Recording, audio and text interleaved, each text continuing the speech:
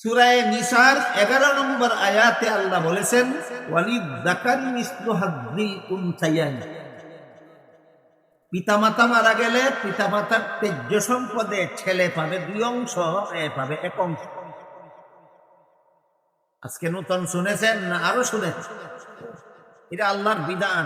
কোন সূরার কত নম্বর আয়াতে বলেছে? সূরা নিসার 11 নম্বর আয়াত। এবার বলুন, আজকাল অনেক মুসলমান হওয়ার দাবিদার শিক্ষিতরা বলে কিনা যে আমরা যেহেতু নারী পুরুষের সমান অধিকার চাই, কাজে পিতামাতার সম্পদেও ছেলে মেয়েকে সমান অংশ দিতে চাই। বলে কিনা? 2-4 জনে বলে না, লক্ষ লক্ষ শিক্ষিত নামধারী মুসলমানে বলে। এরা কি বুঝাতে চায়? আল্লাহ জ্ঞান বিজ্ঞান না বুঝেই বিধান দিছে। তোরে সৃষ্টি করলো, তোর বাপরে সৃষ্টি করলো, তোর দাদারে সৃষ্টি করলো, তোর পরদাদারে সৃষ্টি করলো, তোর লোক পরদাদারে সৃষ্টি করলো, তোর 14 গোষ্ঠী সৃষ্টি করলো, তোর মাথার মধ্যে মস্তক সৃষ্টি করলো, তোর মাথার মধ্যে সামান্য জ্ঞান বিজ্ঞানের লেশ মাত্র দান করলো যিনি। তুই বুঝত জ্ঞান বিজ্ঞান, আর যিনি সৃষ্টি করলো তিনি বুঝে না। তোরে কোন বুঝতে পাইবে?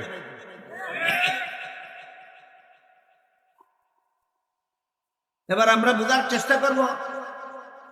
আল্লাহ সূরা নিসার 11 নম্বর আয়াতে পিতামাতার সম্পদের ছেলেকে 2 অংশ এবং মেয়েকে 1 অংশ দিলেন অযৌক্তিকভাবে না চূড়ান্ত যুক্তিসম্মত?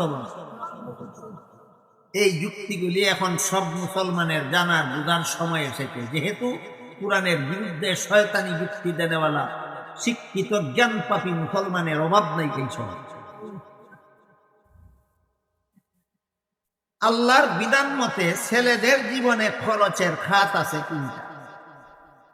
একটা হলো সাবালক হওয়ার পর থেকে নিজের লালন পালনের দায়িত্ব তার নিজের। 2 নম্বর, বিয়ে করার পর থেকে বউ ফেলার দায়িত্ব ছেলের নিজের। 3 নম্বর, সন্তানাদি জন্ম হওয়ার পর থেকে সন্তান ফেলার দায়িত্ব মায়ের না বাবার। এই 3টা খরচের খাত আছে ছেলের।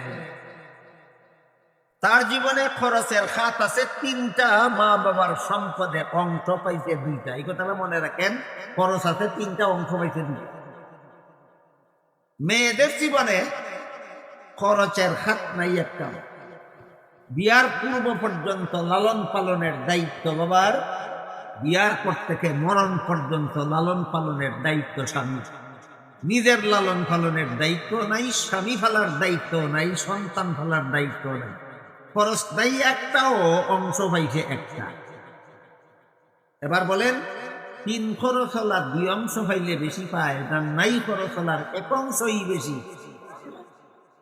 তাইলে আল্লাহ জ্ঞান বিজ্ঞান বুঝে না, না জ্ঞান বিজ্ঞানের দুহাই দ্বারা দেয়?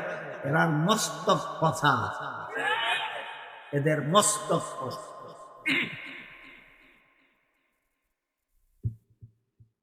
কোন কথার উদাহরণ এইগুলি?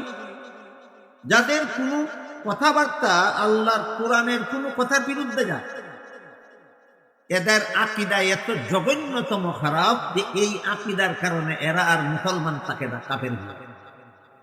এই কথার উদাহরণ ভুলে যাবেন। সামনের কথাগুলি শুনতে শুনতে পিছনের কথাগুলি ভুলে যাবেন। যে সময় আল্লাহর যে সমস্ত বিধিবিধান অন্তরে বিশ্বাস করতে হয়, এগুলির নাম আকীদা, আকাইদ, ঈমান, আকীদা। ঈমান আকীদার 2টা স্তর। প্রথম স্তরের ঈমান আকীদা অন্তরে না থাকলে বেঈমান কাফির হয়ে যায়। এর উদাহরণ হলো, আল্লাহ বলেছেন মহিলা ঘরে থাকো, যারা এর বিরুদ্ধাচরণ করে এরা মুসলমান থাকে না, কাফির হয়ে যায়। আমার কথা বুঝে থাকতে বলতে পারবেন, মহিলারা ঘরে থাকার বিধানকে যারা বিরোধিতা করে এরা কাফির হবে কেন? এরা সূরা আহজাবের 33 নম্বর আয়াত মানে, ওই কুরআন না মানলে কাফির হয়। কি না মানলে কাফির হয়? তাহলে মহিলারা বসে বসে ঘরে থাকবে, এই কথার বিরুদ্ধাচরণকারীরা কোন সূরার কত নম্বর আয়াত মানে না? এই জন্য এরা কাফির। ছেলে পাবে 2 অংশ, মেয়ে পাবে 1 অংশ। এইটা যারা মানে না, এরা কোরআনের কোন সূরার কত নম্বর আয়াত মানে না? এই জন্য এরা কাফের।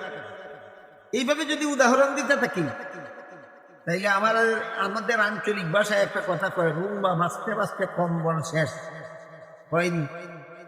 দেখা যায় ওই সমাজে মুসলমান কত না, কাফির হইতে শেষ। এই জন্য সর্বস্তরের মুসলমানের নিজেদের ইমান হেফাজতের জন্য আর এই সমস্ত কুফুরি আকীদাত থেকে নিজেকে রক্ষা করার জন্য বিষয়গুলি বিস্তারিতভাবে মনোযোগের সাথে বোঝা দরকার। দুইটা উদাহরণ দিলাম, যে কথার দ্বারা ইমান থাকে না বেঈমান কাফির হয়ে যায়। এগুলি হলো কোরআনের কোন আয়াত যদি অমান্য করা হয় তাহলে আর ইমান থাকে না। 3 নম্বর উদাহরণ, সূরা আহজাবের 40 নম্বর আয়াতে আল্লাহ আমাদের নবীকে একটা উপাধি দিয়েছেন, খাতামুন নবিয়্যিন। আল্লাহর দেওয়া উপাধি, আল্লাহর দেওয়া উপাধিমূলক শব্দগুলি মনে রাখেন। সূরা আহজাবের 40 নম্বর আয়াতে আল্লাহ আমাদের নবীকে উপাধি দিয়েছেন খাতামুন নবিয়্যিন, শব্দটাই মনে রাখেন। হাদিস শরীফে রাসূল করিম সাল্লাল্লাহু আলাইহি ওয়াসাল্লাম বলেন, লা তাকুমুস সাআতু হাত্তা ইউবআসা দাজ্জালুনা কাযযাবুনা কুল্লুহুম ইয়াজআমু আন্নাহু নাবিয়্যুন ওয়া আনা খাতামুন নাবিয়্যিনা লা নাবিয়্যা বাদি। এর অর্থ হলো, রাসূল বলেন, আমার আবির্ভাবের পর থেকে কিয়ামত পর্যন্ত কেউ যদি নবী হওয়ার দাবি করে তাহলে সে হবে মিথ্যাবাদী দাজ্জাল। কারণ বর্ণনা করে রাসূল বলেন যে আমার পরবর্তী কেউ নবী হওয়ার দাবি করলে মিথ্যাবাদী দাজ্জাল হওয়ার কারণ হলো আল্লাহ যে আমাকে খাতামুন নবিয়্যিন উপাধি দিয়েছেন, এর অর্থ হলো আমি শেষ নবী, আমার পরে আর কোনো নবী নাই। তাহলে কাদিয়ানীরা নিজেদেরকে মুসলমান হওয়ার দাবি করে কিনা? গোলাম আহমদ কাদিয়ানীকে নবী মানে কিনা? গোলাম আহমদ কাদিয়ানীকে নবী মানলে সূরা আহজাবের 40 নম্বর আয়াত মান্য হয় না অমান্য হয়? এই জন্য কাদিয়ানীরা কোন মানুষ ততক্ষণ পর্যন্ত কাফির হয় না যতক্ষণ পর্যন্ত কোরআনের কোন কথাকে সরাসরি অমান্য করে, ততক্ষণ পর্যন্ত কাফির। আরেকটা উদাহরণ হলো আল্লাহ পাক রব্বুল আলামিন সূরা নামালের 65 নম্বর আয়াতে, কুল্লা ইয়ালামু মান ফিস সামাওয়াতি ওয়াল আরদিল গায়বা ইল্লাল্লাহ। অর্থাৎ হে রাসূল করিম সাল্লাল্লাহু আলাইহি ওয়াসাল্লাম, আপনি বলে দিন আসমান জমিনের কোন বাসিন্দাই গায়েব জানে না একমাত্র আল্লাহ ছাড়া। এখন যদি কেউ বলে রাসূল গায়েব জানেন, তাহলে কেন কাফির হবে? সূরা আহজাব, সূরা নামালের 65 নম্বর আয়াত। এই জন্য যে বলে রাসূল গায়েব জানেন সে কাফির হবে। এটা আমার কথা না, যে আহলে সুন্নাত ওয়াল জামাতের আকাইদের কিতাবে লেখা আছে। এবার আমি আপনাদেরকে বলেছি, হযরত ইমাম আবু হানিফা রাহমাতুল্লাহি আলাইহি বলেন, সারা দুনিয়ার সমস্ত মুসলমানের যত ইমাম আছেন সমস্ত ইমামগণের বড় ইমাম আবু হানিফা। সমস্ত ইমামগণের বড় ইমাম আবু হানিফা। এই জন্য ইমাম আবু হানিফার উপাধি হইল ইমামে আজম। আজম অর্থ বড়। ইমাম আবু হানিফা রাহমাতুল্লাহি আলাইহি লিখিত ইমান আকীদা বিষয়ের অনেক কিতাব আছে, যেটা আমাদের আপাতত আলোচ্য বিষয়। যে সমস্ত বিধান অন্তরে বিশ্বাস করতে হয় এগুলিকে ইমান আকীদা বলা হয়।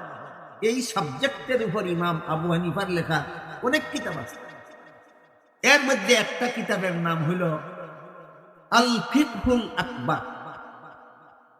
এই কিতাবের যত ব্যাখ্যা লেখা হয়েছে এর মধ্যে একটা ব্যাখ্যা লেখা হয়েছে সারা দুনিয়ার হানাফি মাযহাবের ভাষ্যকার আল্লামা মুল্লা আলী আল কারি রাহমাতুল্লাহি আলাইহি। ব্যাখ্যা গ্রন্থটার নাম হইল শারহুল ফিকহুল আকবার। এতে পরিষ্কার ভাষায় উল্লেখ আছে